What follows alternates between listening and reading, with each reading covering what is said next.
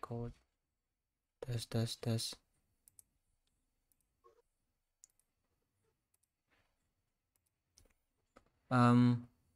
Felicia boleh coba ngomong bentar nggak? Hai. Oke, kita lanjut ya. Aku Ya. buka dulu. Assalamualaikum warahmatullahi wabarakatuh. Sekarang kita bakal lanjut belajar. Kemarin kan kita sempat ngebahas sedikit tentang struktur geological structure, tapi kan belum sampai tuntas ya. Kita bakal coba flashback dikit buat beberapa subheading di atas, terus kita bakal lanjutin materi. Kemarin kita udah sempat ngebahas tentang ini ya,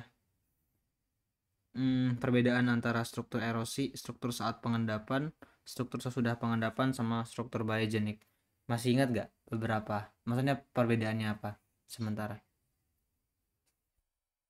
Karena erosi, biogenik karena organisme yang pengendapan. Ya intinya gitu deh. Udah benar kok. Lanjut ya, kita ngebahas struktur erosional sekarang. Kita bahas secara lebih mendetail. Merupakan struktur sedimen yang terbentuk karena proses erosi oleh aliran fluida dan sedimen sebelum pengendapan partikel sedimen di atas bidang perlapisan atau akibat partikel yang mengerus permukaan sedimen. Contohnya di sini ada soil mark, groove cast, flood cast, sama channel scores. Maksudnya ini dari pengertiannya, merupakan struktur sedimen yang terbentuk karena proses erosi oleh aliran fluida dan sedimen sebelum pengendapan partikel sedimen di atas bidang perlapisan atau akibat partikel yang menggerus permukaan sedimen. Pokoknya intinya karena erosi. Di sini contohnya itu adalah soil mark. Soil mark itu ada dua jenis, yakni ada groove cast sama flood cast. Kita bakal bahas bedanya. Kemudian ada channel dan juga ada scores. Soil mark merupakan struktur erosi yang disebabkan oleh fluida yang membentuk pusaran yang menggerus lapisan. Salah satu dari soil mark yaitu flood case yang terbentuk akibat cetakan hasil erosi pada lapisan lunak madi yang kemudian terisi oleh sedimen yang lebih kasar, mempunyai bentuk menyerupai cekungan memanjang dan melebar pada bagian ujungnya. Ini kita bahas yang flood case. Di sini diberitahu ada kata kuncinya, yakni flood cast yang terbentuk akibat cetakan hasil erosi pada lapisan lunak atau madi.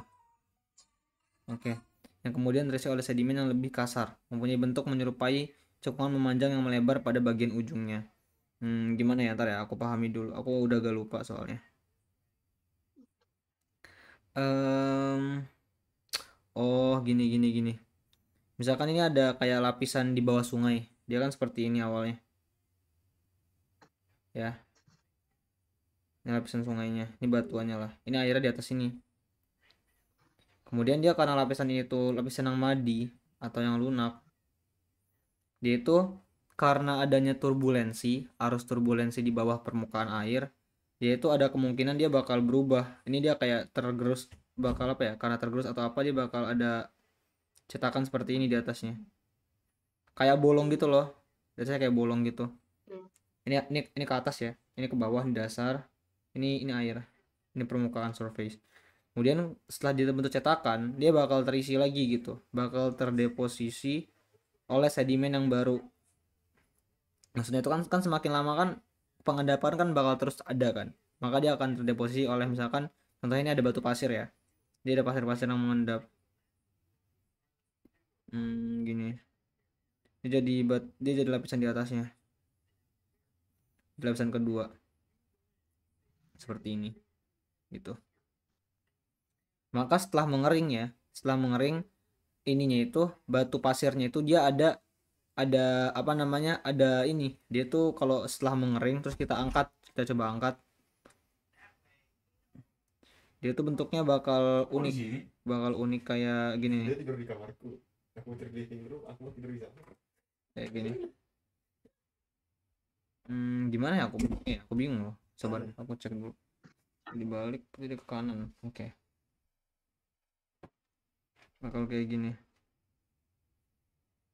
Ini kalau misalkan nantinya itu lapisan batuannya dia udah terekspos dan bisa di apa namanya, bisa kita lihat gitu di permukaan. Kan kita kan ngadepinnya kan orientasinya kan biasanya yang ke arah kita kan yang bagian nonjolnya.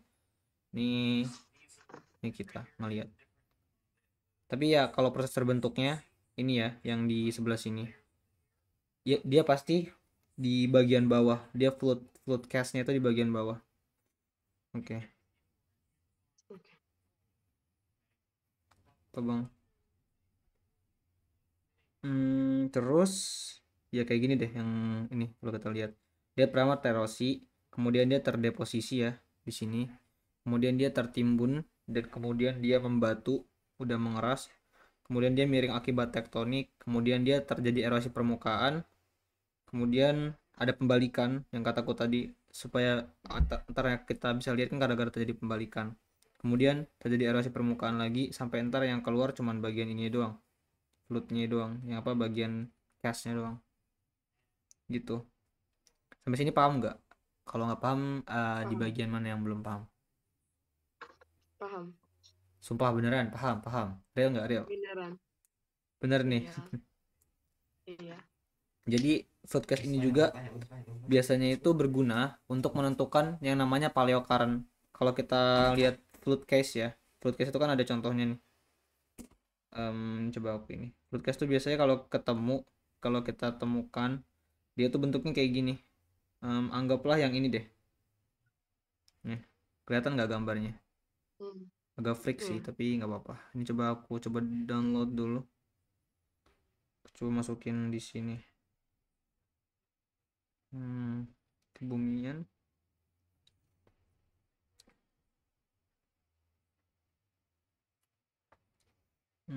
Coba ya aku masukin gambarnya dulu yang tadi aku download. Nah, ini floodcast. Biasanya kalau kita temukan di lapangan tuh kondisinya kayak gini.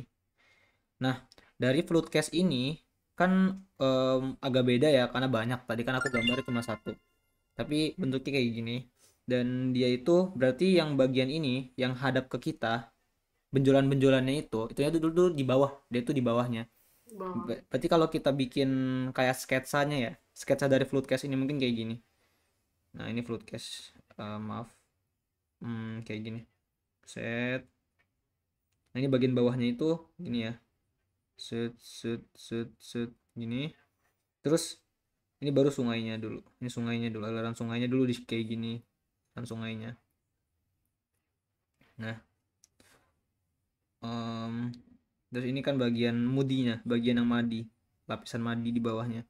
Nah, dari floodcast ini kita tuh bisa menentukan yang namanya paleocurrent.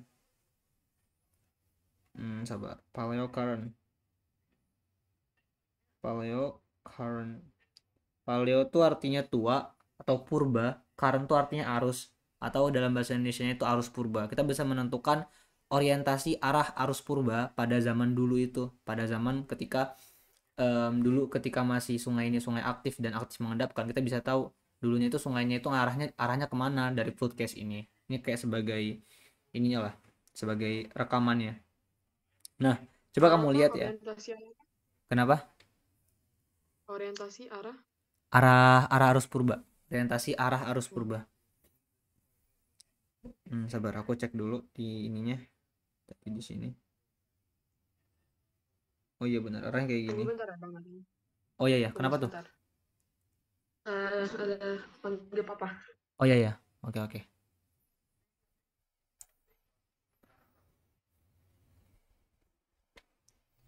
Boing boing.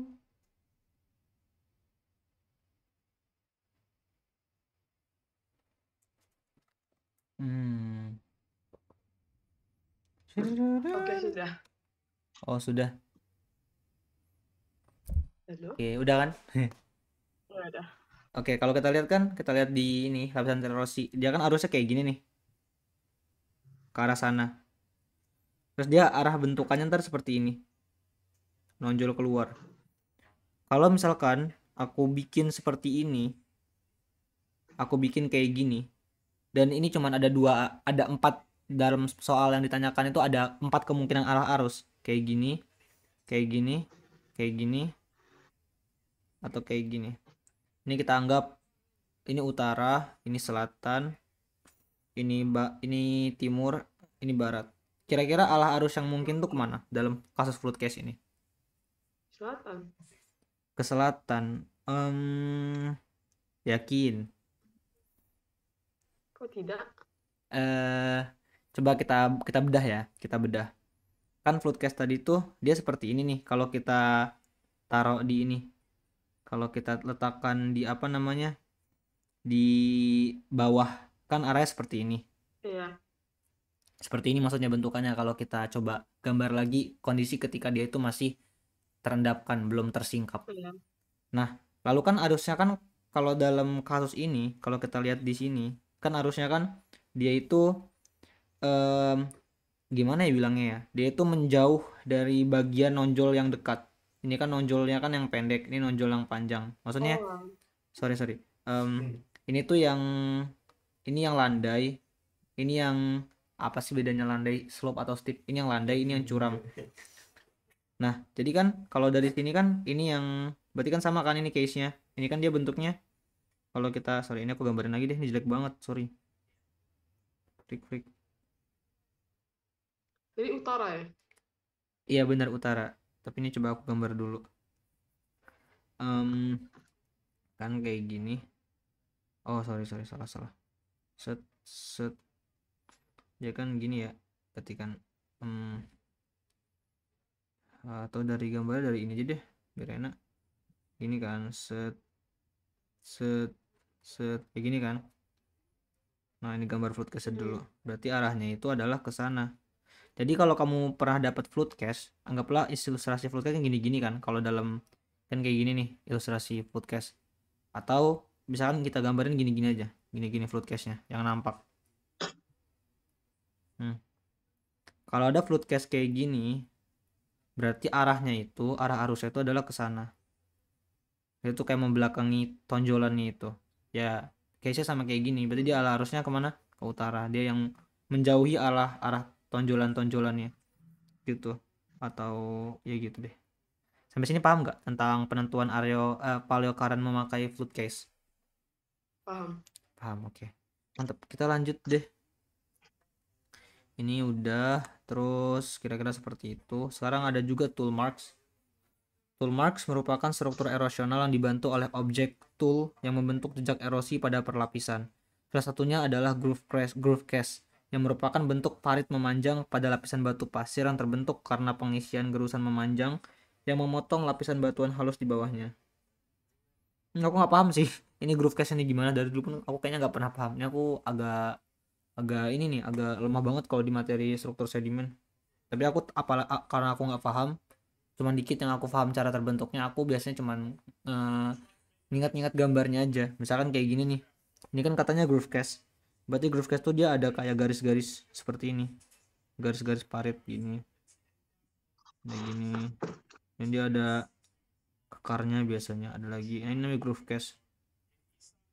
Kalau kita baca pengertiannya, dia itu merupakan bentukan parit memanjang yang pada lapisan batu pasir yang terbentuk karena pengisian gerusan memanjang yang memotong lapisan batuan di bawahnya. Aku agak nggak itu sih, agak nggak kebayang gitu. Maksudnya gimana? Sini ada juga channel dan score, merupakan struktur erosi jenis core marks yang merupakan, ini score marks bukan ya, beda ya. Jenis core marks yang merupakan cetakan gerusan memotong bidang perlapisan pada bidang laminasi. Dihasilkan dari pergerakan arus dalam waktu yang lama. Channel dan score dibedakan dari ukurannya.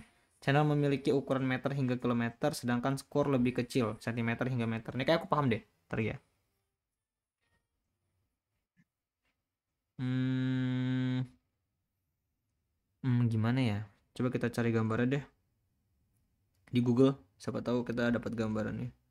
Kalau tadi Groovecast kan udah tahu ya. Ini channel and score.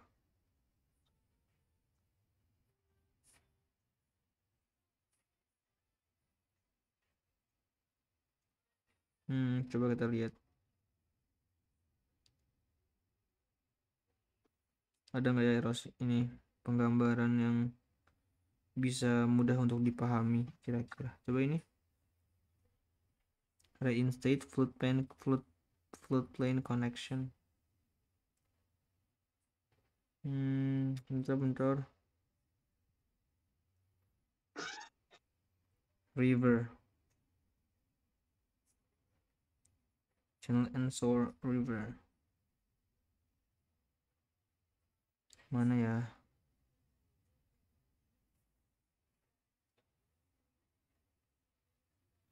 Harusnya ada clue sih di sini. Aku baca dulu.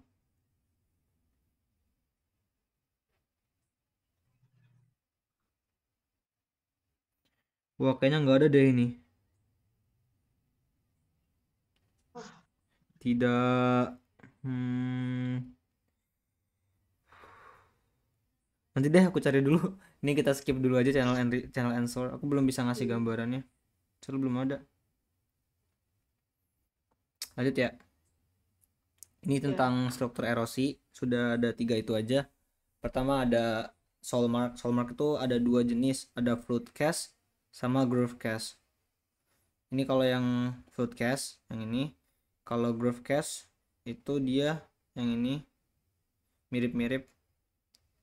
Tapi mungkin bedanya Groove Cast sama Flood Cast itu selain dari bentuknya, itu kalau misalkan kita coba cocokologikan ya, kita coba cocok-cocokan itu mungkin kalau misalkan bentuk bidang erosinya itu, kalau misalkan Floodcast dia pada batuan madinya itu dia itu kan ada turbulensi, jadi dia kayak gini.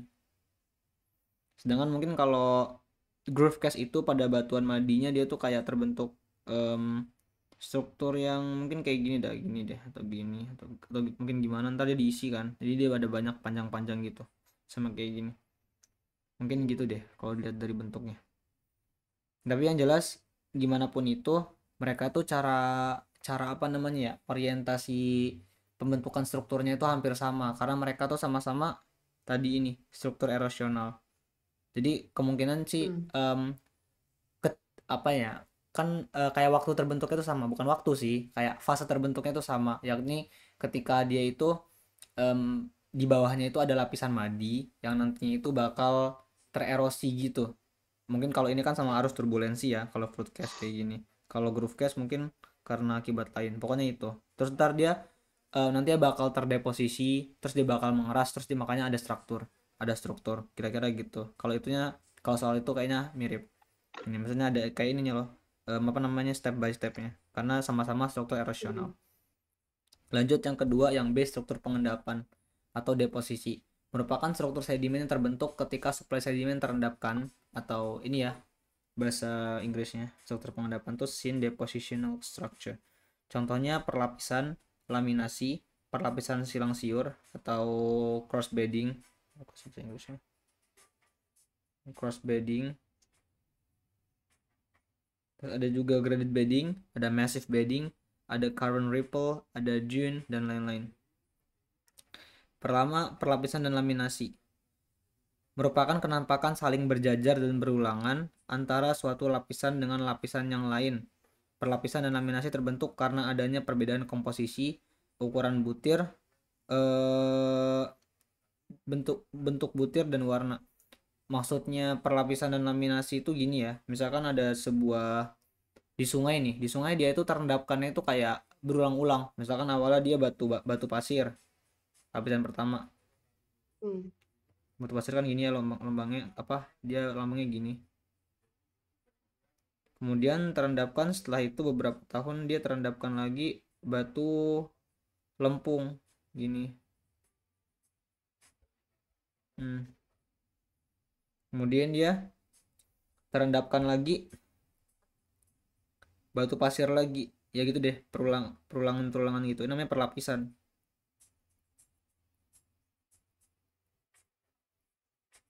Terus yang kedua ini ada lagi batu lempung lagi, kita anggaplah perulangannya dua kali masing-masing, ini masih wajar. Ini namanya perlapisan, dia terjadi perulangan tipe batuan ya, pengendapannya itu. Nah terus kalau misalkan,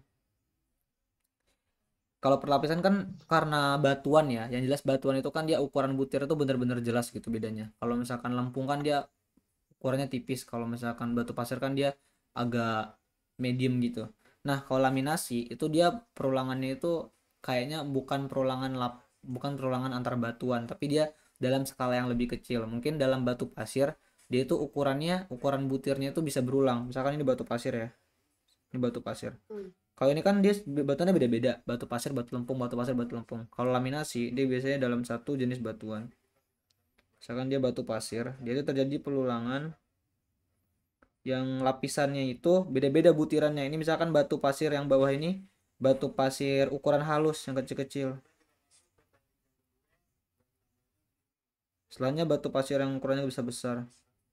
Sama-sama batu pasir tapi. Hmm.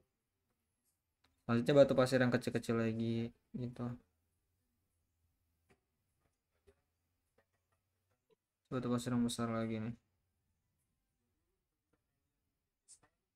Hmm. Oke. Sampai sini paham nggak perbedaan perlapisan dan laminasi? Paham. Oke, jadi di sini ini kan kalau aku garis bawah yang aku garis besari kan cuman dari ukuran butir ya, tapi sebenarnya nggak ukuran butir doang. Ini bisa juga karena ada yang perbedaan komposisi. Kemudian ada juga karena bentuk butir, bukan cuma ukuran, dan juga bisa juga karena warna gitu. Yang kedua ada namanya perlapisan siang siur atau cross bedding. Em, Bener nggak sih silang siur itu cross bedding? Bentar ya, aku takut lupa. Ya kayaknya bener deh cross bedding.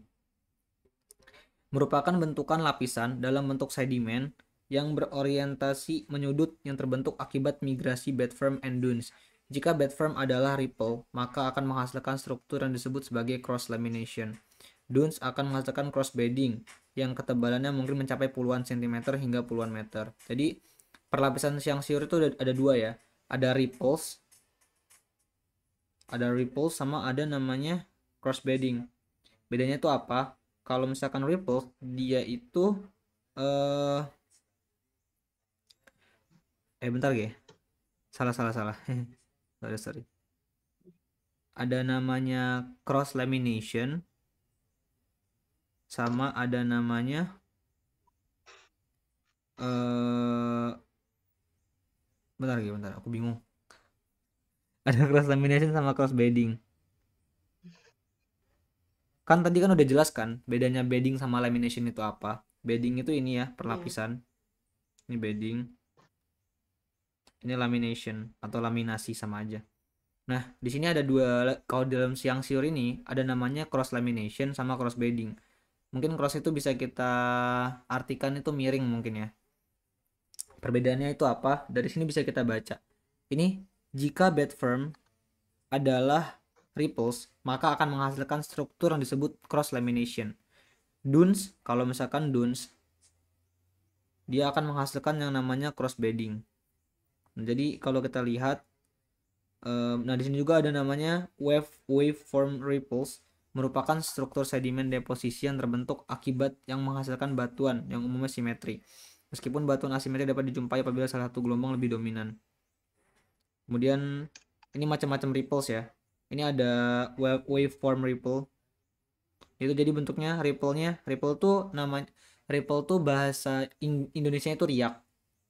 Riak itu kamu tahu nggak kalau ngelihat laut dia itu kayak beriak-beriak.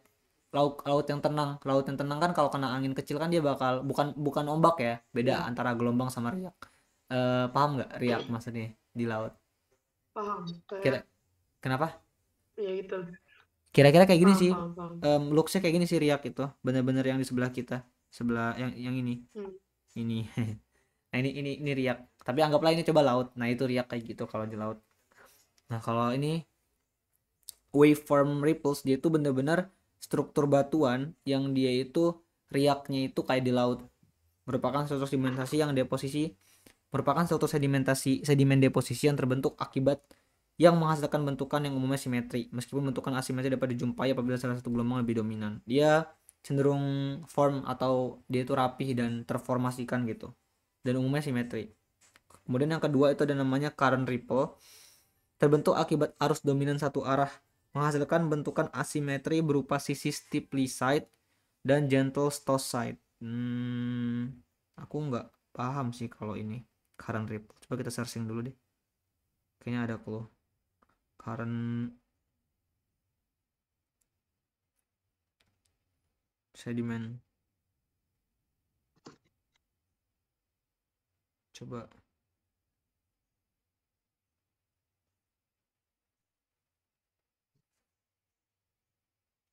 Hmm,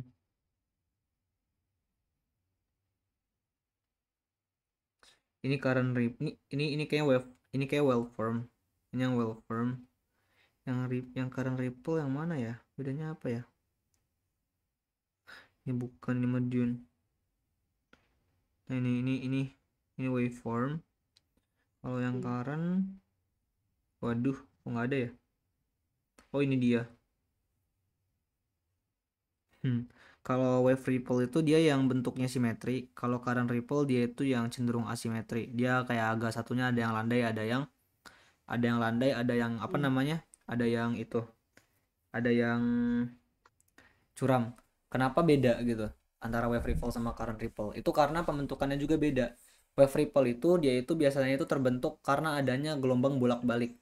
Gelombang bolak-balik itu kamu kalau misalkan di laut, di pantai itu kan tahu nggak sih kalau misalkan ada namanya pasang surut. Pasang surut itu kan bukan hanya bukan pasang surut. Ada namanya itu, apa namanya? Ada namanya, aduh aku lupa lagi namanya apa. Tahu nggak sih kan ada ombak tuh. Ombak itu kan ntar bakal balik kan. Bakal nyurut lagi. Terus ada ombak datang dia bakal bolak-balik gitu.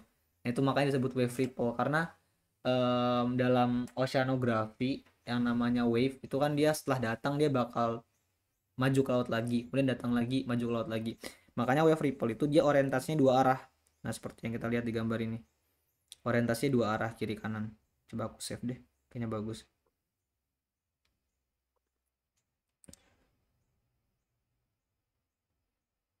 Hmm, orientasinya kok hilang? Belum ku download kayaknya.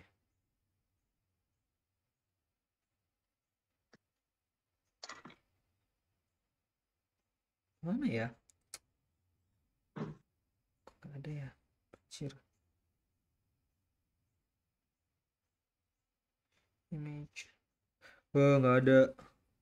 Udah aku download tadi kayaknya. Udah deh, kita lihat dari sini aja, sorry ya. Nah, terus kalau current ripple itu dia itu bentuknya kayak gini karena dia itu ada apa namanya? Ada arusnya cuma satu arah. Makanya itu dia itu bentuknya cenderung bias gitu loh, karena cuma satu arah doang. Nah, menurut kamu dari antara dua jenis ripple ini yang kira-kira memungkinkan untuk kita nantinya itu menentukan paleo current yang mana? Paleo current. Atau arus arus Current pada ripple. pada batuannya, pada zaman Current tersebut. ripple. Yang mana? Yang current. Current. Kenapa Current. kira-kira Ya. current ripple? Karena cuma satu arah kan? Iya, jadi kita karena satu arah kita ntar itu bisa menentukan arahnya dengan benar-benar objektif. Oh, dulu arahnya kayak gini. Dan cara nentuinnya itu kayak gini ya. Tapi kalau misalkan aku gambarin biar ntar lebih enak, itu kira-kira seperti ini. Ini kan batuannya kan gini ya. Kan ntar bakal ada struktur seperti ini. Terus dia bakal ada tambahan lagi gini. Ada gini lagi, gini. Gini lagi, gini. Nah, di sini kan di sini kan kita lihat ada yang pendek, ada yang panjang. Ini yang panjang tuh yang sebelah kiri, yang pendek itu yang sebelah kanan. Kalau kayak gini, cara nentuinnya itu arusnya itu pasti selalu dari yang landai ke yang curam. Berarti kayak gini arusnya. Ini rumusnya ya. Biasanya berlaku buat case-case lain juga, nggak cuman buat current ripple gitu. Paham? Sampai sini paham nggak tentang current ripple dan waveform ripple? Paham. Ya, jadi di sini ada ini ya, steeply side. Steep itu ternyata dan gentle to side. Steep itu yang ini nggak sih? Nggak tahu ya. Bedanya steep sama gentle apa ya? Downstream, upstream. Intinya gitu deh. Aku bingung juga. Ya, ini seperti itu. Paham kan? Paham kan? Tapi buat apa orientasinya? Oke, lanjut kita ke sebenarnya kita bisa langsung ke gradasi. Tapi kayaknya bakal lebih baik kalau kita bahas dulu tentang perlapisan tentang crossbedding. Crossbedding juga kayaknya lumayan penting deh. Jadi gimana ya crossbedding? Bentar aku cek dulu deh di Google. Di sini minim banget di PPT-nya, nggak ada gambarnya di modulnya. Cross bedding. Biasanya ada Bang kayak Nathan nanti buka di sana jam berapa? buka di Sydney di sini ya. Di sini bukanya Iya. jam 7. Jam 7 lewat 15 biasanya. Oh, Masih lama kok. oh, Sekarang masih jam oke. 5 kan? Iya, Iya. Akeboshi. Iya kayak gini nih. Cross bedding. Oke. Gimana ya caranya ya? Aku nggak paham. Aku agak lupa juga caranya gimana ini cross bedding. Pokoknya cross bedding ini karena itu ya, karena angin biasanya. Tipe, berarti dia pengendapannya tipe Aeolian, Ayo. Tapi harusnya ada sih. Coba deh aku cari kita cari animasinya aja, biar sama-sama belajar. Iya. Cross bedding. Ada apa tadi? Anime. Cross bedding animation ada ternyata. Dan migration cross bedding. Kita lihat ya. Waduh.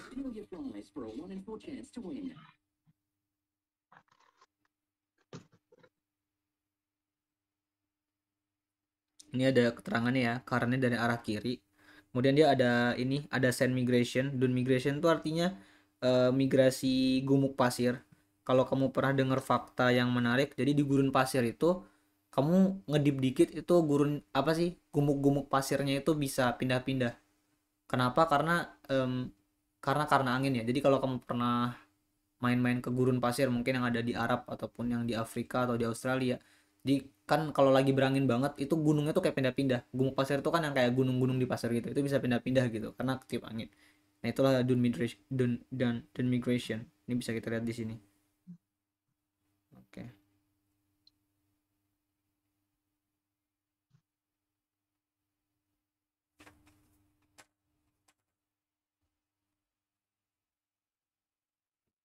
Ini coba lihat dulu. Ini kan tadi kan pindah ya arahnya kan. Dia pindah kayak menggeser di atas atasnya itu. Dari yang kiri ke kanan. Jadi dia membentuk perlapisan. Di sini ada keterangannya. Cross beds mark shifting position of down current side gene. Aku diulangi lagi. Oh yaudah, apa?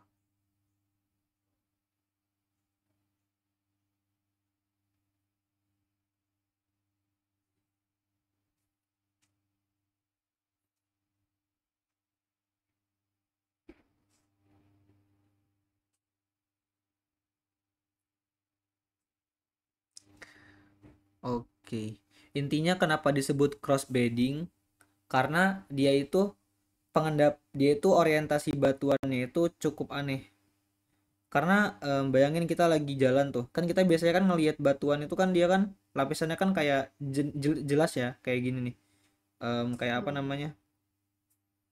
Kita lihat batuan tuh. Dia kan lapisan biasanya gini nih, jelas. Nah, ini kan atas bawah nih.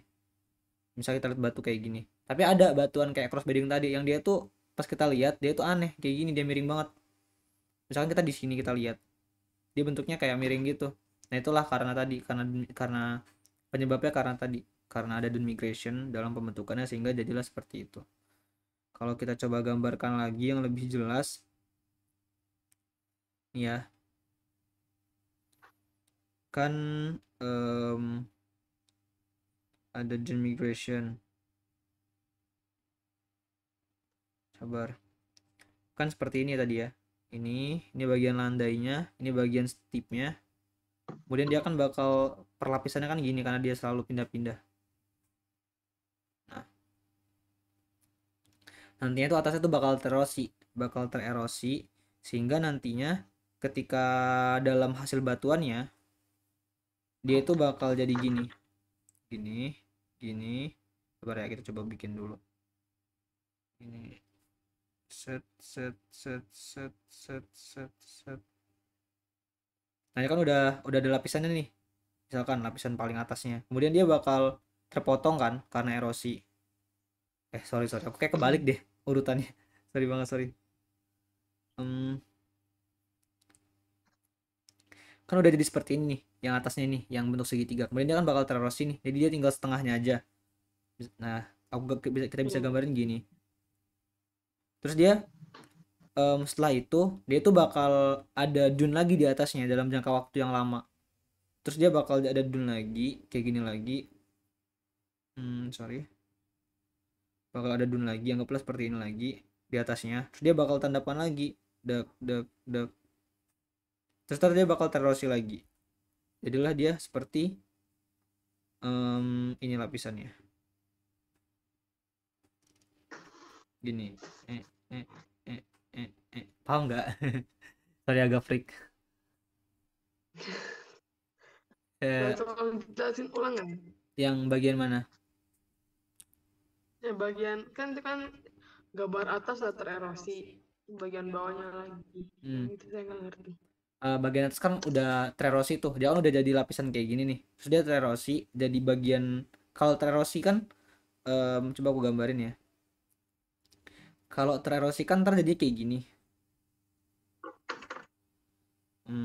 Kayak gini nggak sih? Bener nggak? Kalau kita ambil contoh yang ininya aja, yang bagian ini. Iya. Nah, kayak gini. Terus dia ntar kayak udah jadi batu tuh, terosi jadi batu. Terus ntar dia bakal ada pengendapan lagi di atasnya dengan cara cross bedding juga, gitu. Kayak gini, gini. Terus dia bakal terendapkan lagi dengan cara yang mirip. Terus dia kayak jadi layer gitu loh, jadi ada 2 layer. Tapi dalam jangka waktu yang panjang ya pasti ya, nggak cuma terjadi 1 2 hari, tapi bisa terjadi dalam ribuan tahun. Karena peristiwa geologi itu skalanya nggak bisa disamakan dengan pandangan waktu kita gitu. Terus dia bakal tererosi lagi kan gini, set. Terus dia bakal jadi lapisannya seperti ini, jadi 2 lapisan jadi inter cross beddingnya gini.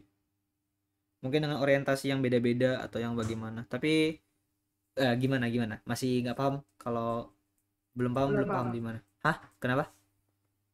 Udah paham. Udah paham. Nah, dari sini juga dari arah cross bedding kita tuh bisa menentukan dulu itu arah anginnya itu gimana, arah angin bertiup gitu.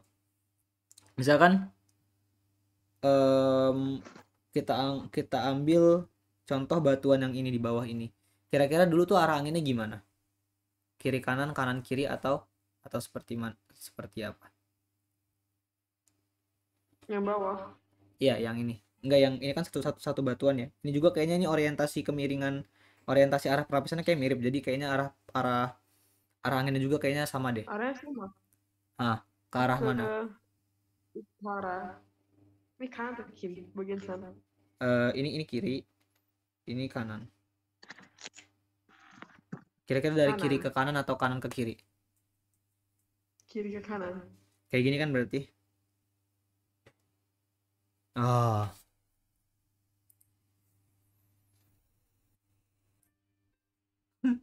Zra Zra. My little brother said W meal after breaking his fast instead of saying Alhamdulillah. Ada yang lu sama ada lu Kan susah ya, dude. wallahi the younger generation is cooked. Anjir, anjir. Udah lama nggak merasakan Ya, enaknya kasar itu gini. Baju kau mana? Pakai baju. Kau minimal masuk angin kau nanti. maksimal. Aku kuat. Nanti kalau jangan gue kucing terus. Sekarang gini nanti dong.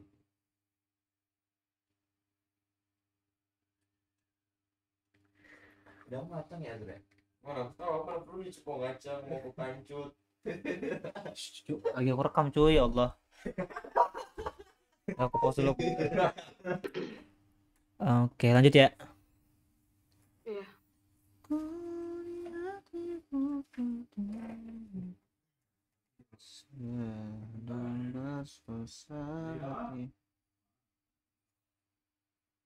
Tadi kita sampai sini kan, bahas yang ini nih, yang apa namanya, tadi aku belum mau jelasin ini Iya. apa tadi. Sabar aku lupa. Enggak, tadi jelasin apa ya terakhir ya? Arah dari kiri kanan, terus Itu udah. Kekat. ini kan cross bedding, terus kan udah tahu kan orientasi arahnya. Jadi cross bedding Udah. itu kan awalnya gini nih ya, yang tadi kataku tadi dia kan gumuknya kayak gini, kemudian dia bakal ada landainya dan dia bakal terus berpindah, terus bakal migrasi terus sampai dia ada lapisan kayak gini. Nah, dia lapisannya harus, jadi dia arahnya kayak gini nanti. Nah, dalam in case di lapangan, orientasi arah sun dunes itu nggak cuma satu doang, bisa juga dia gini, misalkan dia seperti ini awalnya ya, terus dia kan tererosi kan di sini, berarti awalnya gini kan dia nih, nih gini kan awalnya. Nah, setelah dia udah Iya. terbatukan, bisa jadi itu dia ntar ada kayak migrasi atasnya itu, di atasnya itu ada migrasi sand dunes lagi, tapi dia arahnya berbeda. Bisa kita sebut, misalkan kita anggap orientasinya itu yang sand dune kedua itu yang seperti ini. Kok nggak bisa sih? Sand dune kedua tuh orientasinya seperti ini. Kemudian kan gini ntar jadinya. Hmm, Gini nih. Jadi arahnya berlawanan gitu. Ntar dia hasilnya dia seperti ini. Hmm, Gini. Jadi kalau yang bisa kita inverse apa dari batuan yang mempunyai struktur seperti ini. Jadi dia itu kayak yang bisa kita inverse pada zaman dahulu, arah arah anginnya itu dulu tuh dari kiri ke kanan. Makanya dia perlapisan seperti ini. Sedangkan kemudian beberapa ratus tahun kemudian dia berubah arahnya dari kanan ke kiri gitu. Jadi dia ada, pada masa tersebut tuh sempat ada perubahan arah angin gitu. Entah karena alasan apapun. Oke, kira-kira seperti itu. Ada nggak sih contoh gambarnya? Sebentar aku cek dulu. Betul, ada contoh gambarnya. Apa tadi? Cross bed.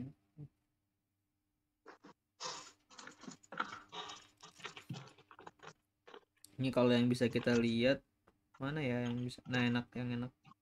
Nah, ini kalau di sini kan kita bisa lihat ya. Ini kan searah kan? Dia nggak ada perbedaan, satu arah doang. Berarti kalau case-nya kayak gini, dia arusnya gimana?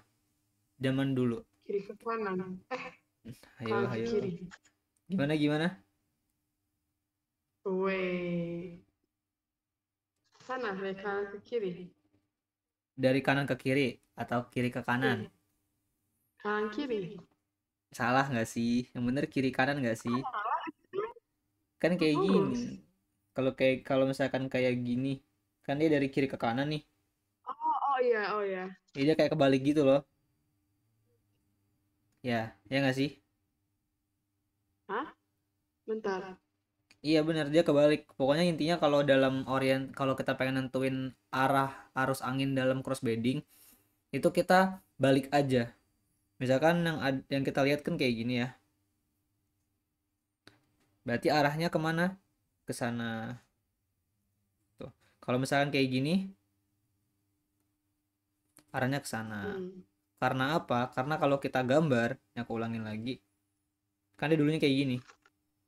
Nih. Oke, paham kan? Sampai sini. Oke, kita cari lagi yang orientasinya beda. Ada nggak ya? Biasanya, nah ini nih yang orientasinya beda nih. Kelihatan nggak? Antara, ini sama apa beda ya? Ini kayak masih sama deh. Beda. Beda-beda ada. Beda. Lihat nggak yang bagian atas ini? Bagian di atas sama di Ya, bawahnya. Aku nggak bisa beda. download deh. Coba aku download dulu. Coba aku taruh sini gambarnya. Atau bisa. Kaki darake. Ini kalau kita lihat yang atas ini dia kayak gini kan crossbednya. Yang bawah itu Iya. crossbednya dia kayak gini. Nih, yang ini juga, kalau yang ini dia satu aras yang bawahnya lagi. Gini. Berarti dia itu dulunya itu ini beda-beda berarti ya. Ini ada batasnya, ini berarti kayak beda-beda waktu gitu. Ini kayak berapa tahun sebelumnya, setelahnya berapa tahun sebelumnya, setelahnya lagi gitu. Ya kalau kita bisa Kiri gambar dia kanan. ada perbedaan ininya. Oke. Kalau yang atas nih, arahnya dari mana ke mana? Yang Kiri bagian kanan. kiri kanan. Kayak gini berarti kan? Hmm. Yang bawah yang kedua ini yang di sini Kanan kiri. kanan kiri berarti gini. Yang ketiga berarti kiri kanan juga kan? Yang keempat Ya. dia kiri kanan juga. Oke, mesin udah paham lah ya tentang crossbedding. Kita bisa lanjut. Terus sekarang ada namanya gradasi. gradasi atau apa ya, grading atau gradation deh kayaknya. Paham nggak sih, itu nggak sih, pernah dengar nggak sih konteks-konteks gradasi kalau misalkan di bahasa-bahasa orang-orang ngegambar atau bahasa warna. Gradasi itu kan kayak warnanya itu dia kayak berubah, tapi berubahnya itu nggak tiba-tiba kontras gitu, dia kayak pelan-pelan dia bakal, Ya, paham kan tapi aku ngomong apa, yang misalkan paham, dari paham, paham. dia pengen ngubah dari hitam, dari merah ke biru, maka dia dari merah tuh, merah yang tua dia akan ke oranye dulu, terus dia bakal ke kuning dulu, dia bakal ke hijau dulu, baru bakal ke biru. Nah itu gradasi. Di sini tuh kalau kita baca, merupakan struktur sedimen yang menunjukkan pemilihan ukuran butir secara gradasional. Lapisan batuan sedimen yang menunjukkan ukuran butir dari kasar dan di dasarnya hingga halus di bagian atasnya disebut gradasi normal atau normal grading. Sebaliknya, lapisan batuan sedimen yang menunjukkan ukuran butir semakin halus ke arah atas dikenal sebagai gradasi terbalik atau reverse grading. Jadi kalau misalkan gradasi normal, dia itu yang bawahnya itu besar-besar, yang atas itu kecil-kecil. Jadi dia semakin ke atas dia semakin besar. Besar. Terus kalau yang inverse, dia tuh yang kebalikannya ya. Dia kalau yang semakin ke atas, kalau inverse itu semakin, sorry, ini semakin kecil maksudnya. Astaga. Ini semakin kecil. Kalau inverse semakin ke atas semakin besar. Kalau ungraded dia itu ya acak-acakan kayak gini. Dia nggak berorientasi apapun tentang gradasinya. Dia bener-bener ya semacam itulah gitu. Oke. Hmm. Dalam kondisi di alam yang normal terjadi itu namanya ya ini. Yang normal tuh ya ini, gradasi seperti ini. Yang bawah yang besar, yang atas yang kecil. Soalnya kalau pengendapan gradasi inverse itu nggak, kayak agak nggak logis gitu loh. Nggak mungkin kan? Soalnya gimana ya kita, analoginya itu, pastikan kalau misalkan pengendapan tuh pastikan dia yang besar duluan karena jatuh, karena lebih berat. Yang Iya. kecil kan dia bakal melayang-layang dulu baru jatuhnya terakhiran gitu. Nah gitulah sama yang terjadi di gradasi normal ini. Kalau inverse itu dia agak nggak logis karena nggak mungkin kan kecil jatuh duluan, nggak mungkin kecil tuh dia terendapkan itu lebih cepat gitu, karena dia kan pasti lebih enteng dan dia lebih cenderung buat melayang-layang dulu sebelum dia bakal jatuh. Nah jadi kalau inverse itu lebih logisnya itu terjadi kalau misalkan ada tektonik, jadi ada gradasi normal yang nantinya itu ada gaya tektonik sehingga dia itu terbalikan gitu batuannya. Nah, jadi dalam gradasi, terutama yang normal, kita tuh bisa mengetahui orientasi atas dan bawah dalam suatu batuan. Misalkan nih ada batuan yang ada gradasi normalnya. Nah, kita tuh bisa kayak bisa kita interpretasikan bahwa yang bagian besar-besarnya itu dia tuh di bagian dasar batuannya. Sedangkan yang tipis-tipis dia tuh yang di bagian atasnya gitu. Sampai sini Hmm. paham tidak tentang gradasi? Paham. Ada pertanyaan? Tidak. Oke, sekarang kita lanjut ke struktur pasca pengendapan atau post depositional structure. Struktur sedimen ini terbentuk setelah proses pengendapan terjadi, terutama oleh proses deformasi sebelum terjadinya proses pembatuan secara sempurna. Contohnya, slide dan slump, convolute bedding, load cast, dish, pillar, mud cracks, dan lain-lain. Ini ada ininya ya, ada kata kuncinya. Setelah proses pengendapan terjadi, terutama oleh proses deformasi sebelum terjadinya pembatuan secara sempurna atau diagenesa. Jadi kayak yang kemarin sempat aku jelasin, misalkan dia itu terendapkan ya batuannya. Nah, dia itu kan terendapkan. Setelah batuannya itu terendapkan, dia itu belum terkompaksi secara sempurna gitu, belum terlitifikasi, belum diagenesa, sehingga masih mungkin buat diubah-ubah. Kayak contohnya itu yang kemarin ya, yang kemarin sempat aku kasih contoh, kalau ada om-om yang lagi fondasi ngebuat apa ya, kayak apa sih bilangnya itu, kalau bahasa aku kan plester ya di tempatku, atau fondasi ngebuat semen gitu, terus ada kucing Mhm. lewat nginjek-nginjek, kan dia bakal terjadi kayak, dia bakal itu kan bakal terapa namanya, bakal ada Iya. bekas, kira-kira seperti itu. Contohnya di sini ada slide, slump, convoluted bedding, lodcast, dish, pillar, mud cracks, dan lain-lain. Kita belajar satu-satu. Pertama itu ada slide dan slump, terbentuk sebagai jejak bekas pergeseran atau massa batuan pada tubuh batuan. Pergeseran pada struktur slide berupa bidang yang lurus, sedangkan slump pergeserannya berupa bidang lengkung. Gimana ya? Pergeseran. Tapi kan di sini kan ketika dia sedang terendapkan. Ini aku agak nggak paham sih penggambarannya gimana. Tapi mungkin kita bahas yang Loudcast dulu. Soalnya aku sering dengar slide and slam itu dia tuh dalam konteks mass mass wasting. Mass wasting itu dia longsor ya, tanah longsor atau apapun itu. Tapi kalau dalam konteks deposisi dan juga struktur sedimen aku belum terlalu paham, jadi kita skip dulu. Kedua ada Loudcast. Loudcast merupakan struktur sedimen yang memiliki bentukan melengkung ke bawah, tidak beraturan akibat pembebanan oleh material kasar yang berada di atasnya. Ini mirip sama Floodcast, tapi Loudcast tuh dia lebih nggak beraturan dan dia itu nggak memiliki orientasi arah. Kalau Floodcast kan dia seperti ini nih. Dia ada orientasi, mana tadi Floodcast? Sorry. Kalau Floodcast kan dia seperti ini, dia ada orientasi arahnya kan jelas. Tapi Loudcast itu dia hasil dari pembebanan yang dia itu nggak beraturan, makanya dia itu nggak bisa ditentukan orientasi arah. Contohnya gimana? Misalkan zaman dulu itu tuh ada lapisan mat juga. Mat itu kan dia cenderung empuk kan, jadi dia mudah terbebani. Nah, dia mat kan awalnya kondisi stabil seperti ini, terendapkan seperti ini. Kemudian ada setelah itu tuh datang lapisan lagi di atasnya, misalkan kita anggap ini batu pasir, terendapkan tuh udah jadi tuh.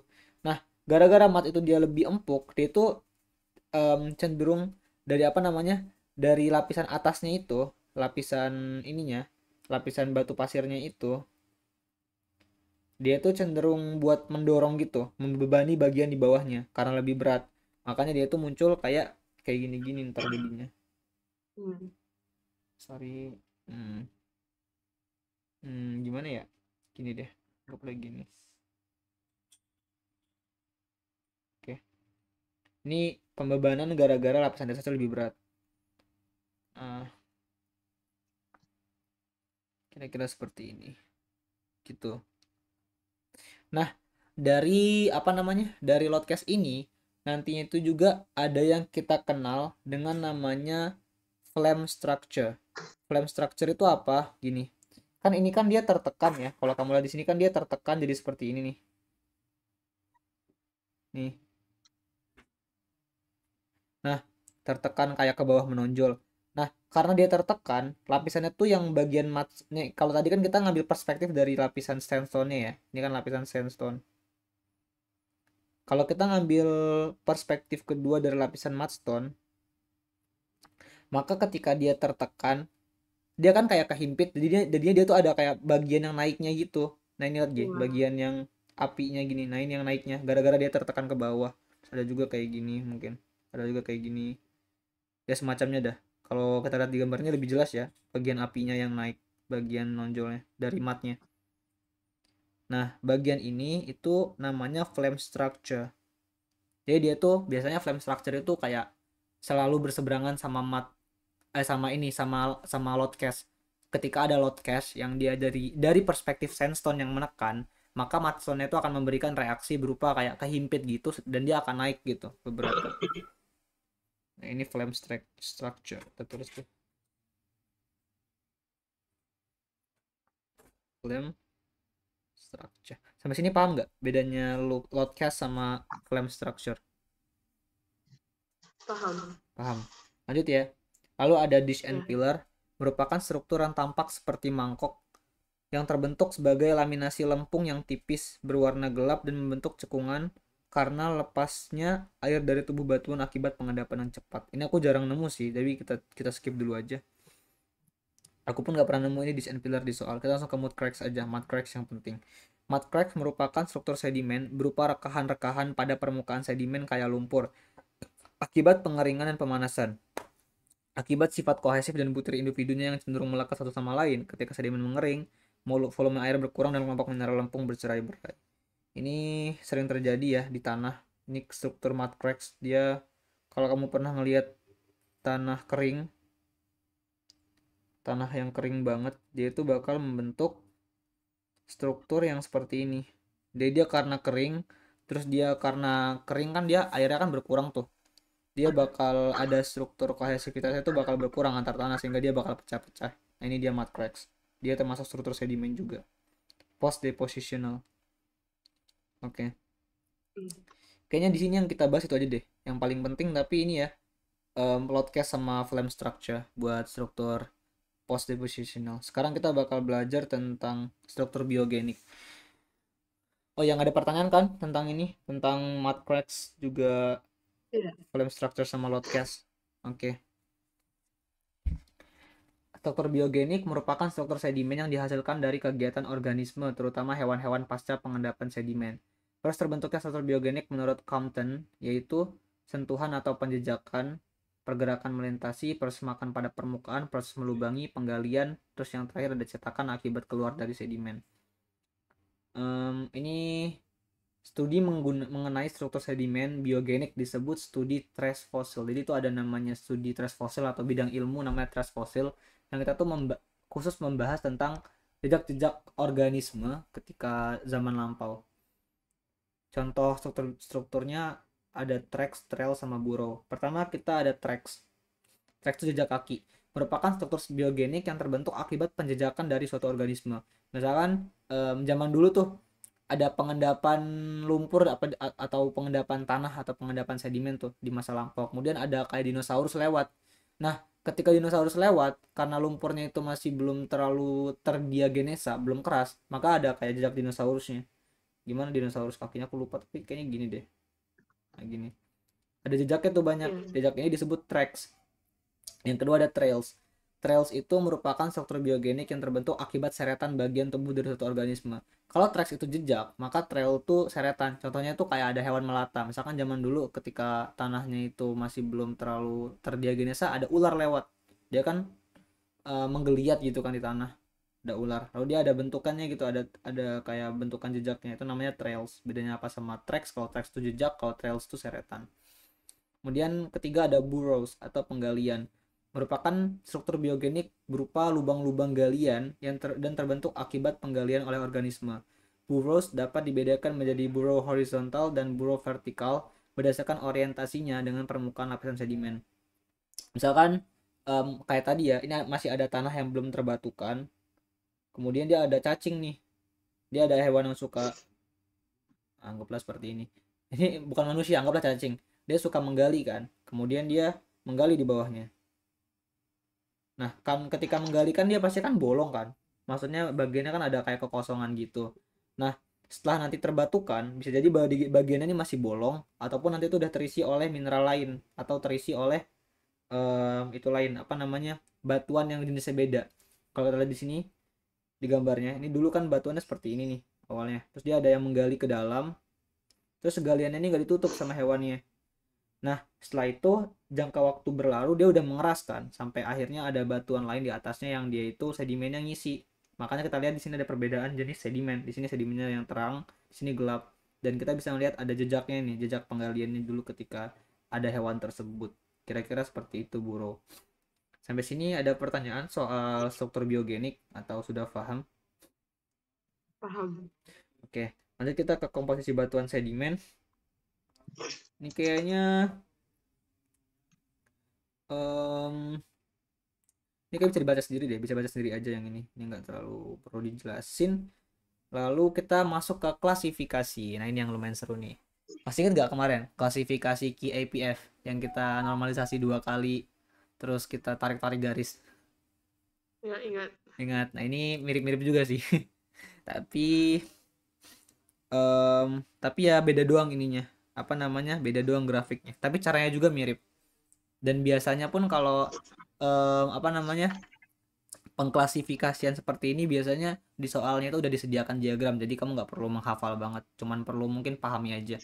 Kalau di ini ada klasifikasi pertama yakni batuan sedimen klastik. Dia itu berdasarkan kelompok ukurannya, batuan sedimen silisi klasik dapat dikelompokkan menjadi 3. Ada rudaceous, arenaceious, sama lutatious. Bedanya itu Kalau misalkan rudasiusnya kalau misalkan rudasius dia itu batuan sedimen siliklastik dengan ukuran butir gravel lebih dari 2 mm. Kalau arenaceous itu dengan ukuran butir pasir. Kalau lutaceus atau argillaceous dia itu dengan ukuran butir lanau lempung atau lebih kecil dibanding 1/16 mm. Kira-kira sepertinya segitiganya. Jadi itu cara cara menentukannya, kira-kira metodologinya sama, tapi di sini kita nggak ada KAP melainkan ada gravel, terus tuh ada mud sama ada sand, ya gitu deh. Kira-kira seperti itu. Lanjut. Waduh, ini apa nih? Untuk rudasius, batuan dapat diklasifikasikan seperti tabel berikut. Nah, ini kayaknya ini perlu dibaca doang deh, nggak perlu dijelasin. Nah, ini yang paling penting nih, yakni Petigen. Klasifikasi Petigen. Ini paling penting, saking pentingnya. Kalau menurutku lebih baik kamu hafalin deh dibanding enggak. Jadi dalam klasifikasi Petigen itu klasifikasi yang khusus untuk menentukan jenis batu pasir. Di sini kan batu pasir itu kan jenisnya ada banyak kan sebenarnya, nggak cuma batu pasir doang. Ada, kalau di sini kita lihat ada arkosik arenite, ada lithic arenite, ada greywake, terus tuh ada juga quartzwake, ada quartz arenite, ada subarkos, ada sublitharenite, terus ada ya semacamnya. Jadi dalam klasifikasi Petigen dia itu bentuknya agak aneh, yakni 3 dimensi. Gitu. 3 dimensi. Kalau sebelumnya kan cuma 1 dimensi, cuma segitiga doang. Tapi dia ini kan segitiganya ke belakang. Tapi sadar nggak sih, kalau misalkan klasifikasi Petigen ini tuh paling mudah. Kan apparently kan lebih rumit tuh karena dia 3 dimensi, segitiga ada 3. Tapi ini tuh sebenarnya lebih mudah, paling mudah di antara klasifikasi yang lainnya. Mungkin dibanding klasifikasi KAP pun mungkin lebih mudah ini. Jadi dalam klasifikasi Petigen kita mengenal ada 3 komponen. Ada 4 komponen, sorry. Quartz, feldspar, lithic fragments. Oke. Terus dan yang keempat itu namanya matrix. Ada namanya matrix. Gitu. Cara memakai diagram ini tuh gimana? Jadi pertama itu kita cek dulu datanya. Datanya tuh biasanya tuh ada quartznya berapa, feldsparnya berapa, lithic fragmentnya berapa. Nah, biasanya ketiganya ini tuh nggak bakal 100. Misalkan kita anggap quartznya 20, feldsparnya 10, lithic fragmentnya anggaplah di sini 30. Kalau jumlahin berapa? 60 kan. Berarti kan masih ada min 40. Nah, kalau dalam KAP kita kan kalau masih ada kurangnya belum sampai 100 kan kita harus normalisasi. Kalau di Petigen tuh nggak perlu dinormalisasi. Berarti kalau ada yang kurang, masih kurang 40 kan, ini kan cuma 60, belum sampai 100. Berarti 40 sisanya itu adalah matrix. Berarti matrixnya sama dengan 40. Nah, matrix inilah yang nantinya akan menentukan buat kita bakal pakai diagram mana. Kalau misalkan range matrixnya itu antara 0 sampai 15, maka kita pakai yang ini. Diagram yang depan, yang paling ribet. Kalau range matrix 15 sampai 75, kita bakal pakai yang ini. Kalau matrixnya lebih dari 75, maka ini. Jadi kalau misalkan dalam suatu penghitungan penentuan jenis batu pasir menggunakan klasifikasi Petigen, kalau misalkan dia matriksnya udah lebih dari 75, maka dia simple, dia matrok gitu. Matrok kan di sini kan cuma satu doang kan, satu segitiga doang, nggak ada cabang-cabangnya, jadi enak banget tuh kalau menentukan kalau misalkan dia 75. Kalau misalkan kita anggap ini kan di sini kita kan case kita kan 40 kan matriksnya, maka kita pakai yang ini. Nah, setelahnya ya gampang, tinggal kita pakai cocokologi aja. Kita nggak perlu narik-narik garis sih. Kalau ini aku nggak perlu narik-narik garis karena di sini tuh cenderung dia itu ininya itu gimana ya? Ngomongnya. Dia itu batas-batasnya tuh besar-besar gitu loh. Ini kan di tengah, tiba-tiba di tengah gitu. Kalau misalkan yang sebelumnya kita lihat kan ini dia kayak lebih kompleks kan. Dikit-dikit ada. Jadi kalau kayak gini kita perlu narik-narik garis, tapi kalau ini nggak usah. Misalkan nih, kita coba tentukan ya dari data ini, di jenis batuannya apa. Dia matrixnya 40, berarti dia itu termasuk wake, dan kita pakai yang ini diagramnya. Kemudian kedua, kuarsanya 20. Kuarsa 20 itu kan pastikan dia itu apa namanya? Ini kan kuarsa kan 100 di sini. Berarti kan 20 kan pasti di bawah kan? Entah di sini atau di sini. Nah, Iya. dalam kasus ini kalau misalkan kuarsanya itu mencapai mencapai ini kan 5% kan di sini. Ada tulisan 5%. Sorry. Ini aku coba hapus dulu deh. Ini kan 5%. Berarti kemungkinan batuannya itu adalah ini. Ini kan yang ini adalah quartz wake. Quartz wake itu adalah ketika kuarsanya itu 95% gitu. Jadi kan nggak mungkin kan, karena ini kan cuma 20%. Berarti dia antara ini sama ini. Terus kita cara nentuin dia feldspathic wake atau lithic wake gimana? Lihat aja yang lebih besar mana antara F sama L. Di sini kan L lebih besar. L-nya kan 30, F-nya 10. Berarti dia itu lebih cenderung ada di daerah sini, lithic wake. Gitu aja. Paham nggak maksudnya? Sebenarnya kalau bingung boleh sih. Kalau mau pakai normalisasi tanpa memakai matriks boleh aja sebenarnya. Tapi kalau aku ini lebih bisa kita kerjakan tanpa itu pun kayaknya bisa deh gitu. Gimana? Sampai Iya, sini paham? paham. Paham kan? Paham. Coba aku kasih soal deh. Kita ngejain langsung buat Felicia. Kayaknya nggak perlu waktu lama. Misalkan dia itu kuarsanya, aku kasih 2 soal deh. Biar seru. Yang pertama itu dia kuarsanya em, yang pertama itu kuarsanya 10. Terus itu dia itu feldspar-nya dia 30. Feldspar jangan 10 deh, ini terlalu jelek kalau 10. Kita taruh 30 dah. 30, F-nya itu 30. Jangan 30 deh, kebesaran. F-nya itu 20, L-nya itu oke. Ini 25, ini 35. 35 tambah 25 berapa? 60 ya? Oke. Ini yang soal pertama ya. Soal kedua, kalau misalkan Q-nya itu aku buat 80 deh. 80, F-nya itu aku buat 5, L-nya aku buat 5. Enggak, bukan 5 deh. Ini F-nya itu aku buat 5, ininya aku buat 7. Oke, boleh kerjain yang pertama dulu nggak? Iya, tolong kerjain yang pertama dulu. Langsung aja, langsung coba jelaskan. Kan kuarsanya 30, F-nya 25, L-nya 35, 30 tambah 25 tambah 35 itu 90. Berarti udah lebih dari 75 dong? Matro. Enggak dong. Kan 30 Hah? tambah 25 tambah 35. Itu kan hasilnya 90. Iya. Matriks itu sisanya. Matriksnya Oh kan iya, iya.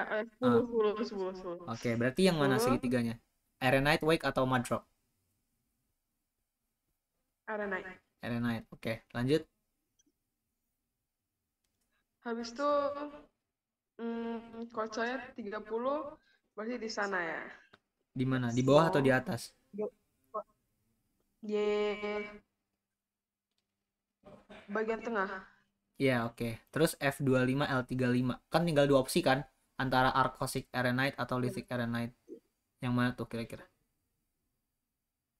Yang listrik Kenapa? lebih besar. F-nya 25 berarti di sana kan? Di Iya, bagian atas. iya. Dia listrik kan, listrik Arenite. Kenapa ulangin? Karena apa? Kenapa Lithic Arenite? Jadi, karena itu lebih besar, 35. Berarti lebih cenderung ke bagian kanan kan dibanding bagian kiri. Iya. Oke, benar-benar.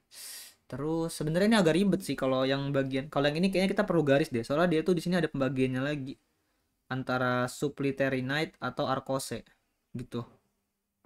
Eh, bukan antara arkose sama lithic arkose. Arkose sama lithic arkose. Tapi kayaknya nggak ditanya sampai sedetail itu deh. Yang kita perlu hafalin ini aja, arkosic arenite, lithic arenite, grey wake, mat. Terus tuh ini kalau yang kuarsanya kebanyakan ada quartz wake sama ada quartz arenite. Kalau sub arkos di tengah-tengahnya. Oke, boleh lanjut yang kedua, soal kedua yang ini, yang bawahnya. Yang kedua, Kan 80 tambah 5 tambah 7 terus main 2 jadi itunya 8. Jadi kalau 8 masih ditepain sama ya. Jadi arenite. Ada? Ya, ya benar yang arenite. Terus yang di apa? Arkosik, lithic Di atau bagian quartz. Saya 80%.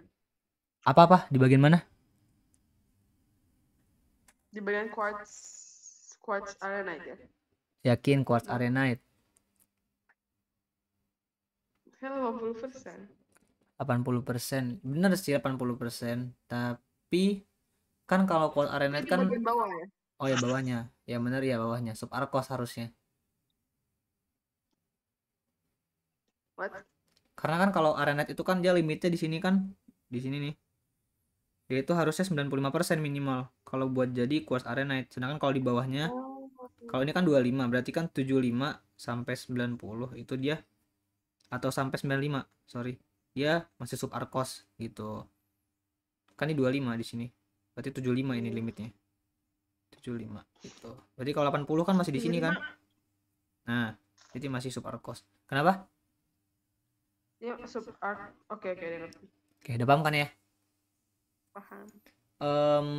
Dalam kasus ini sebenarnya kalau lagi buru-buru banget gak perlu ngitung ya, nggak perlu ngenormalisasi dan segala macem. Tapi kalau misalkan lagi banyak waktu aku saranin tetap itu sih, tetap normalisasi dan segala macam tadi itu. Jadi kalau dinormalisasikan, kalau untuk yang diagram gini kalau mau dihitung secara detail pakai cara normalisasi itu pertama masih kayak tadi ya, QFL kamu jumlahin dulu, terus kan udah ketemu tuh matriksnya berapa, berarti kamu udah tahu pakai diagram yang mana.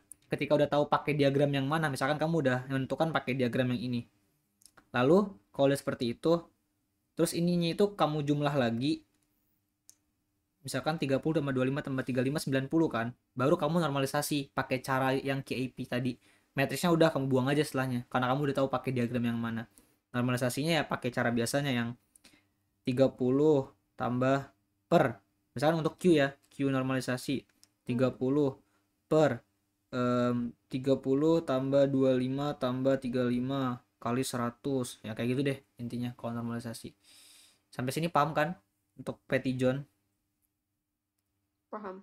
Ini sering keluar sih, jadi banyak baca-baca aja tentang yang Petty John ini, yang bagian ini soalnya ini sering banget keluar. Kayaknya hampir setiap seri ada terus deh. Lanjut kita bakal bahas tentang batuan karbonat, tapi ini kayak udah mau habis deh. Dan hem. Nah, kita ada lagi nih yang belum, batuan karbonat.